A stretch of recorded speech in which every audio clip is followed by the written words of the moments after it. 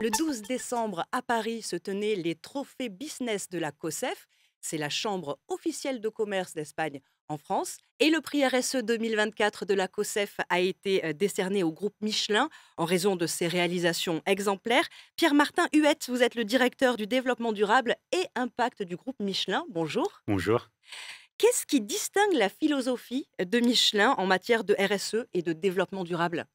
Alors je dirais que la RSE, c'est vraiment au cœur de Michelin. On considère que le développement économique n'est possible que par le développement des personnes d'une part et par le respect de l'environnement, des limites planétaires d'autre part. Cette année, nous avons mis en œuvre le salaire décent qui vise à garantir une rémunération décente, la capacité à faire vivre une famille de 4 personnes, le logement, la mobilité, l'éducation, l'épargne, partout dans le monde. Est-ce qu'on pourrait s'arrêter une seconde sur la présence de Michelin en Espagne? Qu'est-ce que ça représente aujourd'hui sur le pays? Michelin en Espagne est né il y a 120 ans.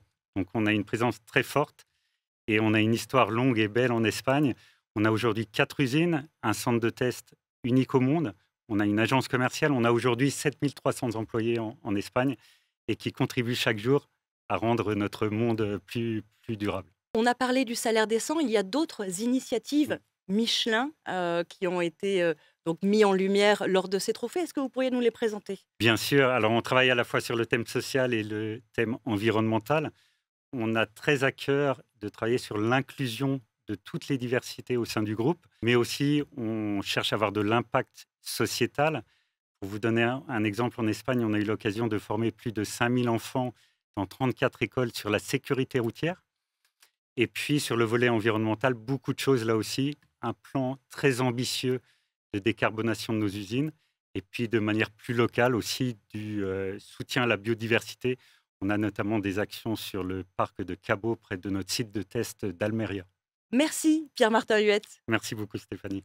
Et la Fédération française de tennis s'est vue également décerner un prix RSE de l'inclusion et de l'innovation, notamment en faveur de ses actions menées pour valoriser le tennis fauteuil, une discipline assez qui s'est fait mettre en valeur pendant les Jeux Olympiques de Paris. C'est vrai que la discipline a pris de l'ampleur.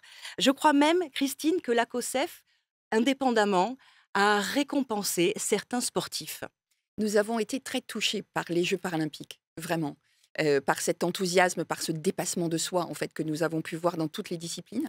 Et du coup, effectivement, nous avons en novembre, nous avons récompensé des athlètes paralympiques espagnols et français à l'occasion d'un événement organisé avec le Sénat. Et on a eu vraiment le grand honneur de recevoir une marathonienne espagnole, Elena Congost. Nous lui avons remis la médaille du Sénat et la médaille du cœur de la COSEF. Nous voulu les récompenser cette année. Et c'est Christophe Fagnès, le directeur RSE de la Fédération française de tennis, qui est venu recevoir ce prix. On a enregistré ses commentaires. On l'écoute. La Fédération française de tennis essaie, et notamment à travers de son tournoi de Roland-Garros, avec à l'initiative de sa directrice, Amélie Mauresmo, d'ouvrir le tournoi, de faire un Roland-Garros pour tous. Et c'était le cas avec ce qu'on appelle l'Opening Week, qui est la première semaine du tournoi consacrée aux qualifications, et où tous les jeunes peuvent venir accéder au tournoi avec des tarifs qui sont à 25 € et 12 €. Vraiment très accessible. On peut donc accéder au match, mais surtout voir les champions s'entraîner sur le site. Et on a enregistré cette année 50% d'augmentation, puisqu'on a touché 75 000 spectateurs. On ne s'est pas contenté d'une politique d'ouverture sur la billetterie, mais on a aussi passé des accords avec des associations en direction des jeunes, de jeunes handicapés, de jeunes personnes qui sont hospitalisées, de jeunes personnes victimes de VSS ou issues des QPV. Anne-Laure Pams, bonjour. Bonjour. Vous êtes la directrice leadership de l'activité leadership de Grand Alexander. Donc vous êtes la marraine finalement de ce trophée, de ce prix-là. C'est important de soutenir à la fois le sport et toutes les valeurs liées à l'inclusion. Oui, alors c'est important et à double titre. Alors, la première raison, c'est que voilà, les valeurs d'inclusion, de diversité, d'entraide, de solidarité sont importantes pour nous. On est une société labellisée Lucie 26 000 et on est actuellement dans une démarche écovadiste. Donc, ça nous tient à cœur d'être dans ces démarches-là, que ce soit en interne, que ce soit avec nos partenaires, que ce soit avec nos candidats, avec nos clients. Ça, c'est donc une première raison. Et puis, il y a une autre raison qui est que notre slogan, c'est Athlete Minded. C'est pas qu'un slogan, c'est véritablement une philosophie et c'est un marqueur fort chez nous, peu importe l'activité, parce qu'on a plusieurs activités, soit du recrutement, du management de transition, du conseil.